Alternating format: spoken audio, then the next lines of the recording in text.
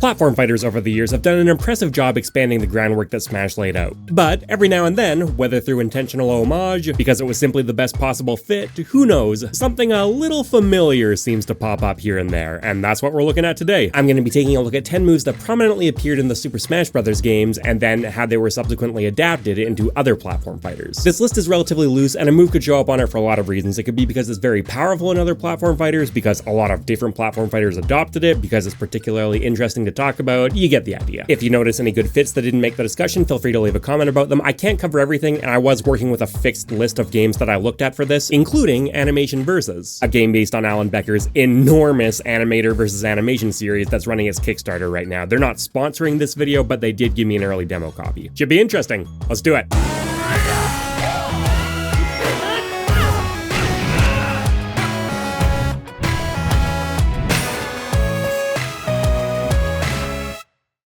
This video is sponsored by the Ivanki gaming dock. With 14-in-1 multi-device support and visuals up to 4K and 120Hz, it's the cutting-edge solution for integrating all of your handheld gaming devices into one seamless experience. If you've got, say, a Steam Deck and would like to play Steam games on the big screen without lugging a PC into your living room, say no more. Ivanki has you covered. Okay, but what if you also own a Nintendo Switch? You don't need to be clogging the room up with a bunch of extra docks and cables all over the place. No. Ivanki still has you covered. And it'll charge fast for later handheld use too. Just look at all these ports back here. No wonder it also works with the Asus ROG, Lenovo Legion Go, you name it. It looks stylish too, with a sleek design and customizable RGB lighting, which I'm a total sucker for. You can turn it off if you want a simpler look, but I will not be doing that. It's got a solid enough base that you can also pack it as a conventional stand on a plane, for example, in which case the freely adjustable angle keeps your neck comfortable and your device is cool. And if you want less bells and whistles while keeping core features like 4K 120, 100 watts output, and gigabit Ethernet support, the slimmer Ivanki USB-C gaming dock may be for you. Check the link in the description and be sure to use code MockRockTalk for a discount on your order, valid until May 18th.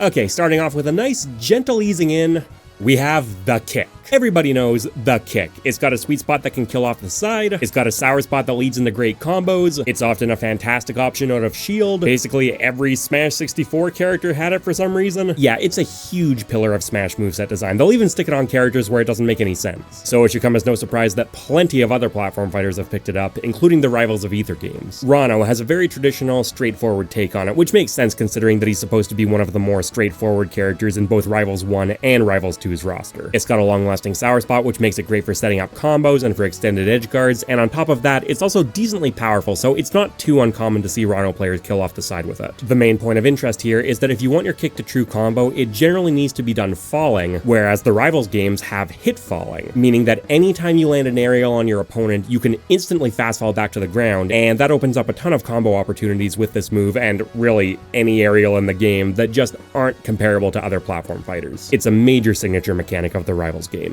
Animation Versus is doing a crossover with Rivals 2 right now, and the icon they went with is orange doing the kick, which I find kind of funny. It's like they're going, yep, we sure are a platform fighter. Animation Versus is actually a bit of a hybrid between platform and traditional fighters, so not so much edge guarding going on this time, but you're definitely going to see that sour spot used for combos. In fact, the game is very combo-centric. Orange isn't really meant to be like the vanilla character of the game. He's actually got a lot of mid and long-range moves, but the build I'm playing is so early that most of the roster doesn't actually have all their specials yet, so who knows. In the long run, he may actually blend in more. Kid from Icon's Combat Arena and later Rushdown Revolt also has a kick in both appearances. In Icon's Combat Arena, it's extremely straightforward, and in Rushdown Revolt, you can charge it like you can with all aerials in that game. But in both cases, it's also directly competing against his Diddy Kong-esque forward air, another fast combo-enabling kick, which also has more range, so in practice, it doesn't see nearly as much use as it does on some characters. Heading into Slap City, we have two instances of the kick, the first one being on It'll Do. It's notably a very good tool for launching her bombs at people, but other than that, it's a pretty straightforward interpretation of the idea. You know, it does all your expected stuff, combo, kill, edgeguard, usable out of shield, but all aerials in Slap City also get a bit of additional utility via the clutch mechanic, sort of an evolved take on Melee's L canceling, where instead of just getting rid of your landing leg, you actually dart forward. And then Fralin has what looks like on the surface an extremely traditional kick, except she can also voluntarily follow it up with a second kick, and this one is honestly a pretty nasty spike. You can chain the two halves into each other too. In Multiverses,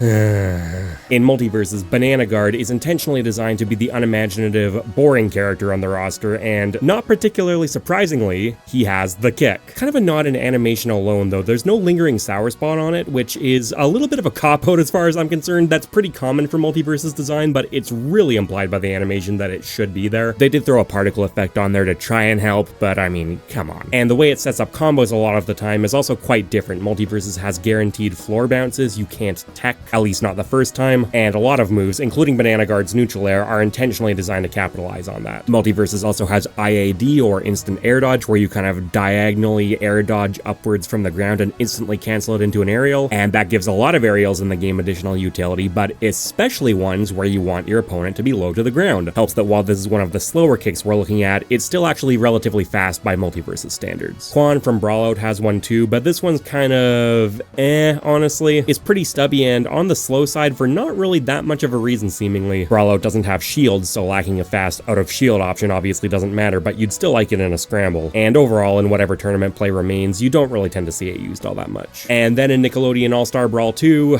sure, Danny Fandom can be on the squad. Yeah, his legs turn into that ghostly tail, but come on, we know what they're doing. If you want a more straightforward one, April O'Neil has you covered. So interestingly, there's still some innovation even with such a basic example, but realistically, there's only so much you can do with that kind of move before it changes into something else. With counters, the floor is wide open. Your basic counter has been in the Smash series since Melee, and in competitive play, it's primarily used for edge guarding. The Smash series definitely has expanded the amount of things that counters can do over time, but overall, the basic version is still pretty notorious for how often it appears, which may be why it doesn't actually show up all that often in other platform fighters. That's not to say you never see it. Helga in Nickelodeon All-Star Brawl 1 has it, and so did Zurong in Icon's Combat Arena, which a lot of people were actually not particularly happy about. I talk about that more in this video here. Even that one had a bit of a twist with the dash forward though, and every other example we're going to be looking at does something different too. Donatello from Nickelodeon All-Star Brawl 2 has a fairly traditional counter, at least functionally. He does teleport behind his opponent first, but it's still mostly just doing what counters do, including being insanely risky. That is, unless he counters a projectile, in which case he actually gets a big burst forward. In Nickelodeon All-Star Brawl 2, you build up your slime meter, which you can then expend for a lot of stuff, but among them, empowering your special moves. And some of those can get pretty wild, but for Donatello's counter, the slime version is just a basic damage boost. That also applies to Patrick's counter in All-Star Brawl 2, and if he counters a projectile, he does still get a boost forward, but it's obviously nowhere near as much. This isn't really an anti-projectile tool. Then Ren and Stimpy from both Nickelodeon All-Star Brawl games have quite a different one. It functions kind of like a blend between Joker's Rebels Guard and Wario's Waft. That's a weird description, but it's the best I've got. They have a dedicated fart meter that starts out empty, but every time they activate the counter, it builds up. The more it builds up, the stronger their fart gets, but if they have any amount of meter, you can just simply double tap down special, and yeah, they'll let out a big fart, which at full power is basically as strong as Wario's Waft. They can't empower their fart at all with slime, but they can empower the counter, in which case the meter fills up way faster. And then yet again in Nickelodeon All-Star Brawl 2, Uncle Iroh also has a very strange one. You can just use it like a straightforward counter, in which case you'll get a shoulder bash, but you can also empower it with his slime or tea. He's got this whole thing where he drinks jasmine tea in the middle of a fight to power himself up in a different way, and he can use either enhancement to just trigger the counter attack by himself. And if that wasn't fancy enough, it also comes with 3 variants. The default version is the shoulder bash, but you can also hold backwards, which gives you a throw that leads into combos, or forwards for a leaping fireball strike, which also leads into combos. A lot going on there. Zana in Icon's Combat Arena had another combo-enabling grapple counter, this time without any of the extra bells and whistles, and then Claren in the Rivals of Aether games heads off into left field again. She's the only character on either roster with no kind of projectile, so she makes up for it by setting up an anti-projectile field. In Rivals 2, it completely denies them in quite a large area, and in Rivals 1, it even reflected them back. That's already very useful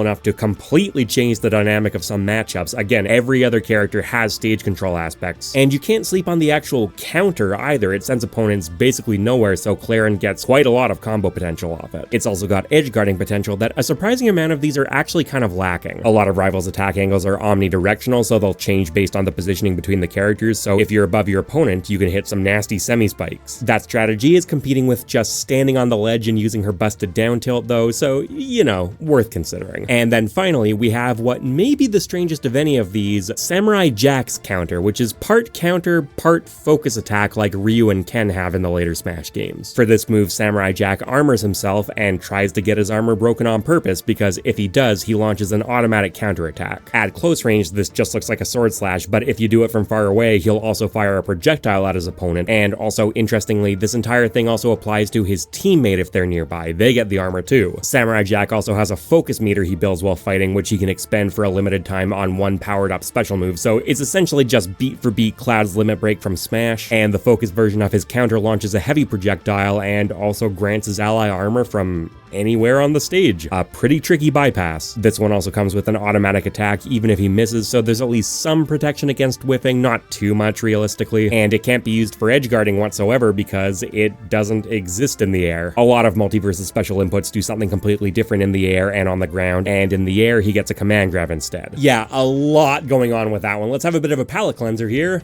The knee. Everyone loves the knee. Ever since Melee has been reserved for exactly one Smash character, and to this day, it's one of the most iconic attacks in the entire series. With some moves on this list, you're going to be able to question exactly how much inspiration the designers were actually pulling from the Smash titles, and in a few instances, the answer is pretty clearly even none. But if you go ahead and throw a knee on your character, you know exactly what you're up to. Shaggy from Multiverses, for example, is kind of the mascot character of the game, and also a pretty big meme, so yeah, sure, why not chuck it on there? Yes, they definitely know what they're doing, and it's pretty fun, honestly. One underrated aspect of Captain Falcon's knee is the long-lasting sour spot that gives it some more utility, but Shaggy, like Banana Guard before him, isn't really working with this. There is technically a sour spot on it, but it's really not prominent. It is chargeable though. You can't charge every aerial in Multiverses, but it's an attribute that some are given. That's cool, but as a trade-off, it does mean that the raw version is much less powerful. It's still a decently strong move, and you definitely can kill with it, but it was more intended to be a general purpose tool for Shaggy. Then we move along to Grandma Gertie from Nickelodeon All-Star Brawl 2, who, again, the devs definitely wanted to be a fan favorite character. She's certainly one of my favorite designs. This one is much closer to Captain Falcon's appearance. It's got the long-lasting sour spot. You can't charge it. It's quite powerful. I do think it is a bit less powerful than Captain Falcon's, but the thing is, Nickelodeon All-Star Brawl 2 has that slime meter, and one of the other things you can do with it is cancel any attack on demand, so everything combos into everything, including into the knee. Yeah, it's a mechanic that makes every character in Nickelodeon All-Star Brawl 2 kind of nuts, so the raw kill moves, especially in the air, you do need to tone them down slightly. Believe me, getting kills is not going to be a problem. And that's actually basically it among all the games I looked at. Again, it's a very distinctive move that you tend to avoid unless you're paying homage. The only other character I want to mention is Ashani from Icon's Combat Arena, who was clearly modeled after Captain Falcon, and a lot of people thought she was modeled too closely, but the devs still avoided the temptation to give her a knee. They wanted to avoid getting that close, I guess. Fast forward to Rushdown Revolt though, a game which is much more distinct from Smash, where characters have far more of their own defined identities, and for Ashani's up tilt, she now does an upwards knee, which, even though it works nothing like the original, I have to imagine is a deliberate nod. And you know what? Let's stick to the Captain Falcon train a little longer. The Falcon Punch!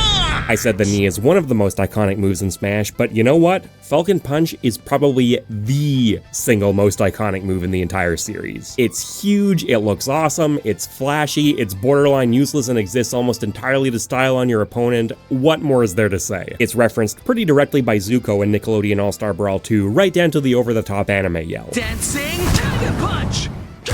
You may think that makes it the same kind of impractical show-off move, and you can use it that way, but again, remember, slime canceling's a thing. So it ends up being way more practical than the OG, and that's a running theme for a lot of these. Ashani's EM punch in Icon's Combat Arena is, once again, very blatantly modeled after the Falcon Punch, but it's also, once again, meant to be a far more practical and integral move. She's got a meter she can build up, and as she does, the EM punch gets much faster. Now, honestly, as far as I'm concerned, this idea didn't really pay off all that well. It still often just wasn't the best thing she could be doing, which made it a bit of a lackluster aspect to build her entire unique resource system around, but you know, it was definitely better. For Rushdown Revolt though, the devs clearly had the same thought, because she still builds up her battery cell by fighting, this time by expending the universal spark resource, makes sense, except now it has nothing to do with the EM punch whatsoever. She can expend it on any of her moves to get a blink effect. That moves the EM punch back to just being a big punch, albeit still less big than the Falcon Punch and less impractical as a result, especially because in both Icons and Rushdown Revolt, it also gives you a huge boost in the air, kind of akin to how the old Smash 64 Falcon Punch used to work. Rivals of Aether's Falcon Punch is not actually a punch at all, but Ceaseless is clearly inheriting the same spirit with his giant overhead swing. The thing is, while this one is obviously very strong, it's not nearly as strong as you might think, and it's also very slow, which makes it look absolutely useless, but it actually has some additional utility. Ceaseless can spread ice on the ground, and then he can break the ice with his hammer to get armor. And this armor does a bunch of different stuff. It increases his weight and gravity and gives certain moves super armor and even extra hitboxes. It's not an absolute staple of his gameplay. You really are generally just perfectly fine without armor, but it is a very clever adaptation of the idea. Very Rivals of Aether-y. In Rivals 2, they did try and give the attack itself a bit of a boost by having it freeze his opponent's shields so they don't regenerate passively anymore, but at the end of the day, I mean, like, come on, who are we trying to kid? You know what I mean? It gives him armor. In Slap City, Fralin is back to a more straightforward interpretation with take your vitamins, but it does at the very least have the twist of being able to continuously turn around with it, kind of like Roy can do with his Flare Blade. And finally, like with the Flare Blade, we've got a couple of Falcon Punch-esque moves that don't need to be big and strong, but can. Olaf Tyson in Brawlout has a wind-up punch that he can just keep charging to get it bigger and bigger and stronger, but charge it for too long,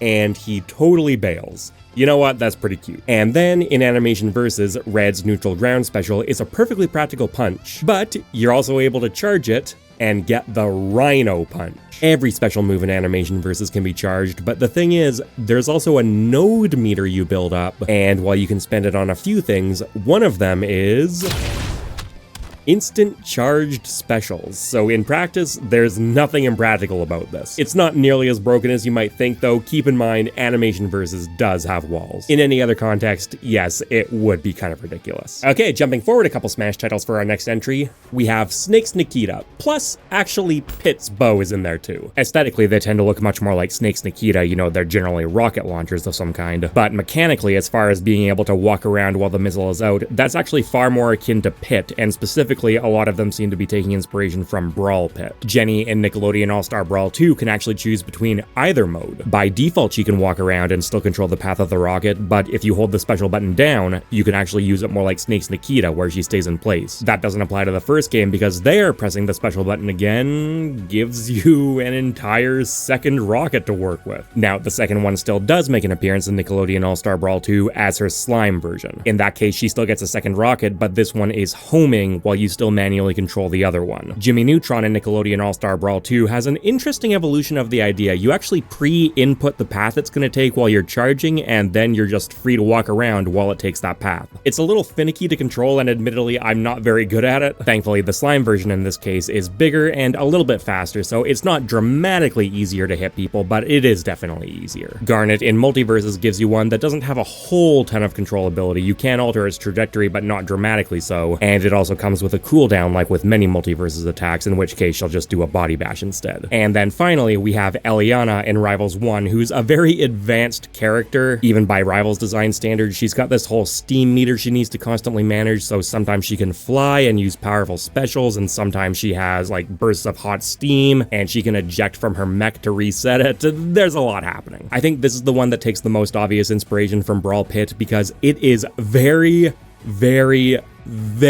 controllable. You can get some crazy loops going with it. That is, unless you charge it up, which obviously does make it bigger and stronger, but it also cuts down the maneuverability drastically to the point where it's more like, I guess, Dark Pit's arrow. Doing that also does build up more steam. You gotta worry about that too. And then just to pile on a bit more, Eliana can also drop mines on surfaces or even people, very similar to what Snake in Smash can do with his C4, except you don't just detonate these on a whim by pressing a button again, you actually need to sharpshoot them with your missiles. I've got to say, it's not necessarily the most intuitive system in the world, but it is pretty cool. I've got to give it up. Okay, next up, something more figuratively explosive. Jigglypuff's Rest. Several of the games I looked at for this video have their own take on Jigglypuff, but funny enough, there is no direct one-to-one rest parallel. She's the only character that falls asleep. He got it! The Jigglypuff of Nickelodeon All-Star Brawl is Nigel Thornberry. Now, in the first game, not so much. They were flirting with it a bit, but at the end of the day, he still only had 2 jumps, and he was a heavyweight. But then in the sequel, they just said, you know what? We're all in on this. He became super light, he got way more air mobility, and he kept not a rest, but his snap. He's had this in both games, and for all intents and purposes, it is rest. It's got an absolutely tiny hitbox, this time where he's actually snapping. It's absurdly powerful, of course, and if he whiffs, he's stuck in a million years of ending lag, so it's got all the hallmarks of rest. If you connect it, though, on the other hand, you're totally fine. Unlike Jigglypuff, Nigel just instantly gets to act again. In Ultimate, they reduced the amount of time Jigglypuff sleeps if it connects, but it's still pretty substantial, and the KO animation off the top has a random length, so that's something annoying she has to worry about. Nigel just straight up doesn't. And then another distinguishing feature of the snap, the slime version is essentially an entirely different move. The hitbox becomes way bigger and also makes Nigel fully invincible, but as a trade-off, it loses essentially all of its kill power, so it turns into more of a combo breaker. And then in the Rivals games, we have Raster with his Wing Slash, which is a much more obscured take on the idea, but it's still very clearly supposed to be his version of a rest. Raster's a fairly unorthodox mix of a few different Smash characters all blended together, so you do have Jigglypuff in there obviously, but you also have Captain Falcon, some Marth, some Falco, even a little bit of Meta Knight, and the Wing Slash in particular is a hybrid between the rest and then Marth's Dolphin Slash. It looks similar, he can use it for recovery, it's got a sweet spot right at the start, and then most of the hitbox is a sour spot, but to move it in a more Jigglypuff-esque direction, it's been polarized way more than it ever has been for Marth. The sweet spot is naturally very powerful, it's by far Raster's best finisher in any situation he can pull it off, and then the sour spot, in very sharp contrast, is essentially completely useless. It's not like it's exactly a powerhouse for Marth either, but you know, you can still do some stuff with it here and there. Raster's, you're essentially never happy to be landing it. And then that sweet spot hitbox, again more comparable to Jigglypuff, is very small. Much easier to see in Rivals 1 where they gave a bunch of these powerful sweet spots universal indicators. I kind of missed that. They looked a bit goofy, but it was genuinely pretty useful. We're going in kind of the opposite direction next, an entry that has a very familiar form but not necessarily function, tornadoes. Now, this one admittedly is one of the looser comparisons. There's a lot of cool design space you can explore with tornadoes, so I think it'll be interesting to talk about, but they're not all necessarily directly pulling from the Mock Tornado. Raster's definitely is, though. I said there was some Meta Knight in there. This one is just called Tornado, which, yeah, that makes sense, because Mock Tornado it's not. It's really never been a staple of his kit. You know, it's not awful. You could carry an opponent off the top with it, but it's not particularly powerful either, and it's very committal. You can drop out of the sky with it. That's a nice touch. So there is some mix-up potential there, but even if you connect with it on the ground, your only real reward is resetting neutral. And yeah, obviously it does have some other applications, but the vast majority of the time it ends up just kind of being a supplementary recovery move. Similarly, it's also a recovery move for the Angry Beavers. Well, at least for one of them. This is a transforming character like Sheik and Zelda of old. You've got Daggett and Norbert. This is Daggett's up special. It doesn't go particularly high, at least right away, but it does have quite a bit of horizontal coverage, and you also get a bit of a boost into the air at the end. And then you can also get actually a pretty good momentum boost if you combine it with your double jump. Or if you slime it. You don't generally want to be spending your slime on recovering, but at the very least, if you have to, there's a lot of payoff here. That's its primary use, but you know, as an offensive tool, it actually has a decent amount of kill power behind it. And if you want to go for, say, a deep edge guard play, that's less risky here because you can slime cancel out of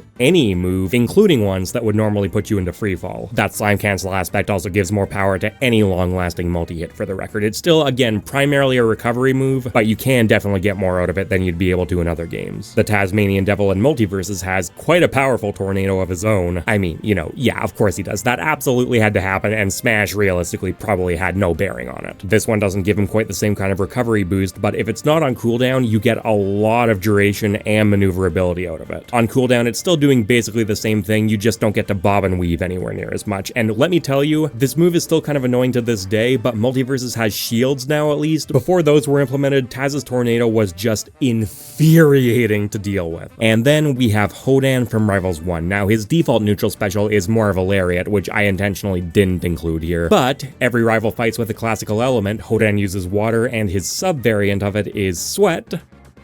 Gross. So some of his attacks send out sweat spirits, and if he spins inside a sweat spirit, now we've got ourselves a tornado. It's got a huge hitbox, and if you want, you can actually hold this one out for quite a long time. Keep in mind though, if you do that, you're gonna get dizzy at the end. That's still pretty useful, make no mistake, but if you get out of it earlier, you can actually combo and even kill confirm off it without doing anything fancy. And that's a trait that not too many entries in this section really get to say. And you know what? While we're spinning around, let's do Link's spin attack. So So there are a lot, and I do mean a lot of platform fighter moves that you could kind of argue are spin attacks. I tried to rein things in and stick to the more blatant examples. So no overhead helicopter spins, for example, and again, we're not really considering lariats. Finn in Multiverses has what looks like a pretty straightforward take on the spin attack. The main deviations from Adult Link are that he can move slightly on the ground, and then in the air, there's no multi-hit. Other than that, and the fact that he uses his backpack instead of a sword, it's a spin attack. Or should I say Finn attack? It's kind of funny that he does it with a backpack though, because Finn is a sword fighter in Multiverses. And the reason for this is that as Finn fights, he knocks coins out of his opponent, and on top of being able to use them to, for example, shop for power-ups mid-fight, they also make his backpack attacks stronger. Makes sense, right? It's getting heavier. That obviously applies here as well, and if he's got a bunch of coins, it becomes a really nasty finisher, but he does actually drop coins if he hits an opponent with it. So you'd better be sure it's gonna do the job. Iron Giant from Multiverses has one that's straddling the line between a spin attack and a lariat. I guess I'll count it. Sure, the car can be an honorary sword. The main point of note for this one is you can actually walk around pretty freely with it while you're doing it on the ground. It is his up special, so you can use it for recovery purposes, in addition to it being a fairly solid kill move. That is, until he fills his rage meter up all the way and transforms, in which case he'll get a brand new up special for a bit. Purple from Animation Versus also has a slightly sketchy one right now. I would say those wings count though. This is, interestingly, a ground special only. All special moves change between the ground and the air in Animation Versus, and recovery moves aren't really needed the same way, and in the current build, it's actually Purple's only ground special. That obviously will change later. Back to very clear-cut territory with Leonardo and Nickelodeon All-Star Brawl 1, though. That is a spin attack through and through. It's a pretty good recovery move. Now, his head is vulnerable on the way up, like you generally see with spin attacks, but at the very least, the travel distance is nice. Recovery aside, though, it's pretty mediocre. There's no grounded variant here. You'll always rise into the air with it, which could be okay if it had real kill power, but it unfortunately doesn't. I mean, there are some situations where you can kill with it, of course, but Nickelodeon All-Star Brawl also has aerial strong attacks, essentially smash attacks that you can do mid-air, so that's a lot to compete with. Some scenarios isn't really cutting it most of the time. These also exist in Nickelodeon All-Star Brawl 2, where Leonardo is out, but Raphael is in, and his spin attack has now actually been moved to the upward strong attack or charge attack, which I think is a big upgrade. Like I said, it's a smash attack in the air, and those are pretty much always supposed to hurt, so yep, this is now a real proper finisher. And also, because it's not an up special anymore, it doesn't put him into free fall. He's got an entirely separate up special tacked onto that, and even more recovery options besides, so he can get back to the stage pretty comfortably. You do still only get one boost up per airtime though. That would be kind of silly otherwise, but that's really not all that much to complain about. And then we have an interesting one with Masked Ruby's Whirlwind Dance from Slap City. You can actually choose how many individual hits you throw out here. Now, its kill power is essentially non-existent, but you can combo both into and out of it fairly consistently, and importantly, it's also extremely annoying to get hit by. And hey, you know what? Sometimes that really matters. You can also use the clutch button with this to turn it around, kind of an automatic B reverse. Heading into our penultimate choice here, and would you look at that? Even more spinning with Fox and Falco's down air. These drill kicks are both very iconic moves that Fox and Falco have maintained fairly consistently over the years. Fox's is a drag down multi-hit that ends by popping opponents up into the air, whereas Falco has a lingering sour spot that may or may not spike depending on the game, always accompanied by, yeah, a pretty nasty spiking sweet spot. Now, even within Smash, these aren't the only drill kicks out there, or for that matter, even the only iconic drill kicks out there, so again, I've tried to stick to examples where it's fairly clear what the devs are doing. Garfield, specifically as he appears in Nickelodeon All-Star Brawl 2, is exactly the kind of thing I'm talking about. He's very obviously an analog for Fox and Falco, something so common in platform fighters that they have their own archetype named the Spacey, and in this case, he gets both of their down airs. It's a clean, elegant use of the game's aerial system. You do a standard down air, and you get Fox's upwards drill kick, and then if you do the charge version, you get Falco's instead. It's a little pandery, sure, but I'd be lying if I said it didn't work. In Multiverses, Lola Bunny is also kind of a loose take on a Spacey. Okay, I see what they did there, and she gets Falco's down air in this case. Well, actually, technically not quite. This is a multi-hit move that traps opponents and then spikes them at the end, which functionally makes it more akin to, say, Kirby's down air, but I'm gonna count it here because, you know what, it's very obvious what the devs are actually referencing. Multiverses is, once again, a game with guaranteed ground bounces, so there are a lot of cool combo opportunities for moves like this. Blue gets another Falco-esque down air. You can spike them immediately, or drag them down with you depending on exactly how you connect the hitboxes, and that's going to have a lot of application here because Blue is a teleporting character, plenty of opportunity for cool pillar setups. And then there's Aphie and Galu in Icon's Combat Arena, another transforming character a little bit like Sheik and Zelda, except in this case they're both on stage at the same time. Here, they both have Fox's drill kick. Each character's individual moveset in Icons is fairly straightforward, which I would imagine was the devs' response to the additional complexity added by there being two of them and you having to positionally switch between them. In Rushdown Revolt though, there was a change that I really like. Aphie keeps the Fox drill kick, but then switch over to Galu and you get Falco's spike. Because yeah, that just makes sense, you know what I mean? I'm not really sure why it wasn't like that from the start. And before we wind things down, I'm going to throw in a customary handful of honorable mentions. I decided not to factor PlayStation All-Stars Battle Royale into the main list. It's kind of a different beast when the characters they're using are already referencing existing video games. But can I just say, there are so many counters here. There are only 20 playable base game characters and 5 of them have counters. That's a full quarter of the roster. PlayStation All-Stars managed to wear out the welcome of this entire move type long before Smash got there, and they did it with a single game. Impressive. They also beat Smash to the counter that doubles as a reflector concept. That actually is impressive. I also want to mention Wario's bike, which has been around since Brawl. Nickelodeon All-Star Brawl pulls from it twice, in the first game with Hugh Neutron, and then in the second game with Ren and Stimpy. There are a fair amount of Firefoxes out there. El Tigre in Nickelodeon All-Star Brawl 2's Other Spacey has one. Zetterburn from Rivals of Ether has one, of course. Kid, solely as he appears in Icon's Combat Arena. Business Casual Man in Slap City has more of a slidey slingshot thing, but it's clearly Firefox adjacent, and the same applies to Fraulein, who has a Firefox that's slightly controllable. There's also Chief Feathers in Brawlout, who has the Firebird, of course. Zero Suit Samus's infamous flip jump is referenced a couple of times, the most recent being by Fleet in Rivals 2, which also comes with an arrow shot, and April in Nickelodeon All-Star Brawl 2 does something similar. Sheik's Needles ended up being a surprisingly popular one. You've got Rano, who uses them in a very similar way, except when he charges them up, he throws them in a fan, and also they poison his opponent. Marceline in Multiverses has her stakes, done solely in the air this time. Aang in Nickelodeon All-Star Brawl 2 has a very straightforward needle analog with his water bending, and then Raphael's shurikens aren't quite needles, they always travel downwards and you can't charge them, but they certainly do feel very needles adjacent, especially when they're attached to another ninja character. Abza is another early Rivals 1 character, and again, those often do tend to feel like Smash mashups. She's partly Zelda, partly Mewtwo, partly Pikachu. I think the adaptation of Zelda's forward and back airs are particularly eye-catching in this case, though. Their sweet spots are still very powerful, of course. Now, not nearly as powerful as Zelda's, but that's arguably even a good thing because you can actually chain them together. And then their sour spots are inarguably much better because they're very good combo tools in their own right. So overall, I would say Abza has the superior kicks, especially when you combine them with her crazy air movement. I don't think it's a coincidence that Smash's Heavy Swordsman goes up and down for his recovery, and then so do Icons and Rushrev's Heavy Spearman and Rival's Heavy Axe Elephant Man. And look, there are seriously just so many of these I could talk about, but I'm gonna move on because I have to at some point. And for our number one choice, what else could it be but the Shine? Forget the drill kicks, put them out of your mind. The Shine, or Fox, Falco, and Wolf's reflectors are as iconic to competitive play as the Falcon Punch is to casual. They were just ludicrously powerful in the first couple of Smash games, arguably the strongest moves of all time, and even though the Smash titles themselves have toned that offensive aspect of each character way down over time, there are plenty of other devs out there happy to pick up the torch for their characters. Now, I've heard the term Shine used to refer to all sorts of different attacks in platform fighters, basically any kind of energy burst that surrounds a character. For this list, I decided to stick to moves which are A, small, B, fast, and C, combo oriented. Obviously, the line's still going to be fuzzy no matter where you put it, but that's my line. And even with that line, there are still a bunch of moves that make the cut. Multiverses alone has several shines in it, with Steven Universes probably being the most simple. Shines are generally going to be special moves, but this one actually goes on as neutral air, which in hindsight is a pretty sensible place to put one. And apart from that, and being able to charge it up,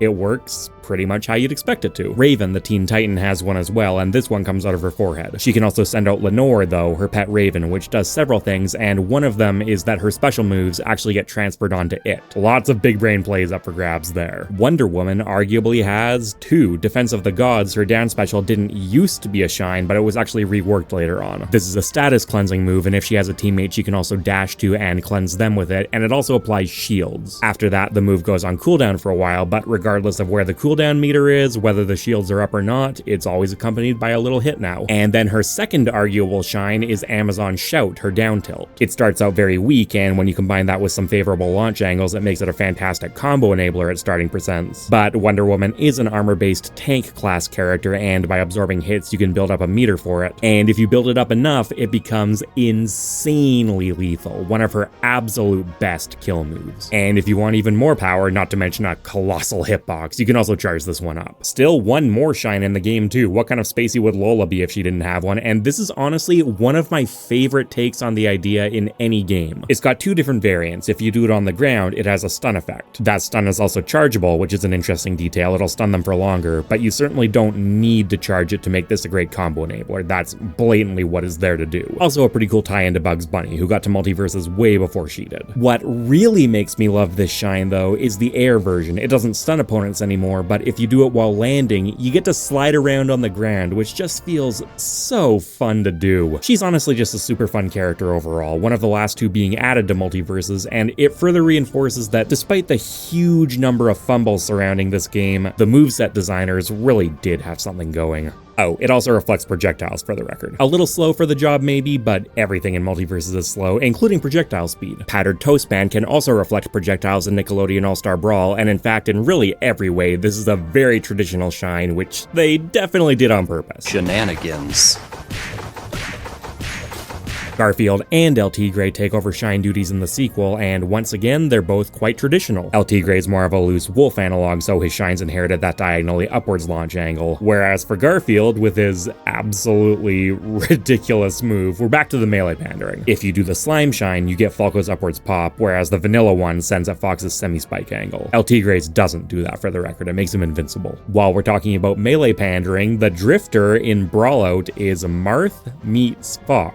Yes, I do know he's a guest character from Hyper Light Drifter, shut up. His version isn't the most combo-oriented out there, but it's clearly a shine. Ultra Fishboon Jin 3000 has a pretty potent shine in Slap City. A surprising amount of heavyweights have gotten these over the years, but he must be the heaviest, right? It obviously looks goofy, but yeah, it does what shines do. You can jump cancel it, you can multi-shine, and this is another special where you can use the clutch mechanic. Basically, the only thing the Fishman can't do is reflect projectiles. That's a bit of a shame. He also shows up in Framemakers where, of course, he keeps on flexing. Kid was the spacey of Icon's combat arena, and he had a very straightforward upwards popping shine. Now, in Rushdown Revolt, it's still a good pop-up combo tool, and make no mistake, he's happy to have it, but it is a bit less impressive in this environment where everything combos into everything. You can also hold this version to get a second hit, and if that second hit connects, it'll set off a delayed explosion around Kid later. Zurong gained a shine here. She ditched her counter from Icon, so I guess shine sortie is just a thing now. This one has two variants. The default red version has more of a downwards knockback angle and will pop her up into the air too, and then every time she lands a normal, she gets blue sword for a second, which she can expend on alternate specials. The blue shine knocks opponents upwards instead, which opens up different combos. And then, for the final entry of the video, I have to go with Zetterburn, who back in Rivals 1 was one of the very first characters to move the shine concept out of Smash. That's because he was very directly adapted from Project M's version of Wolf, whose shine again has that upwards diagonal angle, so you might think his own shine behaves similarly, and sometimes it does look like that, but remember, a lot of Rivals of Ether moves are omnidirectional, and that applies here. You want Fox-esque edge guards, or hell, even steeper than that? Yeah, no problem, it'll do it. It'll send opponents along the ground, it'll pop them straight up, it all depends on your positioning, which makes it inherently less consistent, but also extremely versatile, a property that being able to charge it only enhances. The most standout element of Zetterburn's shine, though, is that it lights his opponent on fire. He has several moves that do this, and while a bit of extra damage over time is certainly nice, by far its main payoff is being able to consume that flame if he hits you with any strong attacks, in which case they get way more powerful. Sure would be nice if there was a way to strong attack his opponent without ever letting them escape the fire. Basically, the only thing it doesn't do is reflect projectiles.